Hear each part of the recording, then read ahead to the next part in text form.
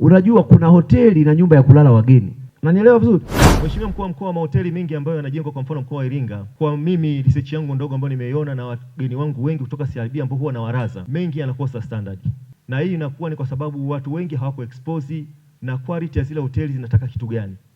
Kwa hiyo nilikuwa nafikiri kuna haja ya mwenyekiti wa biashara, kama itakupendeza, kutukutanisha na wafanyabiashara tuweze kubadilishana uzoefu na idea.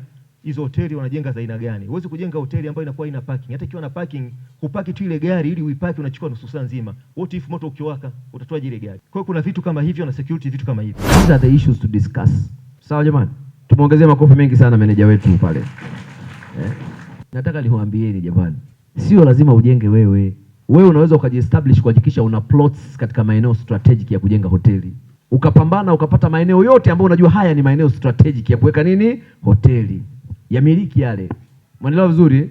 Kisha tafuta watu wanaotaka kujenga hoteli wapi? Iringa. Hiki nao makubaliano. Wewe miliki ardhi, wao miliki majengo. Kula 50-50 miaka yako 50 mpaka unakufa, unakula hela ya hoteli pale. Unashinda. Ndicho wanachofanya watu Manzese, ndio wanafanya watu Sinza.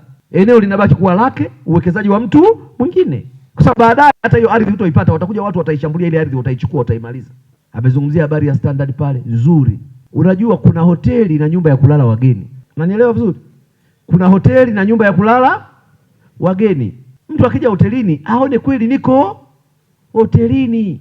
Akiangalia taulo tu inamwambia hii ni nyumba ya kulala wageni. Akiangalia parking pale ajua hii ni nyumba ya kulala wageni. Naendelea vizuri. Akiangalia sabuni pesa hii nyumba ya kulala wageni. Akiangalia pazia sasa hapa nyumba ya kulala wageni. Lakini kuna sehemu akiingia sasa hapa niko hotelini. Kwa hiyo tunapoamua kufanya uwekezaji mkubwa kwenye hoteli kwa ajili ya huduma za kuchochea utalii na lazima ziwe ni hoteli zenye hadhi.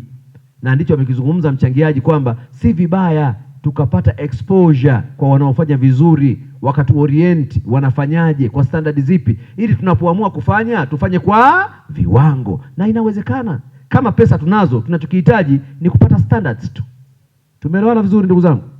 Ili tutoke sasa kwenye kujenga nyumba za kulala wageni, tuhamie kwenye kujenga hoteli.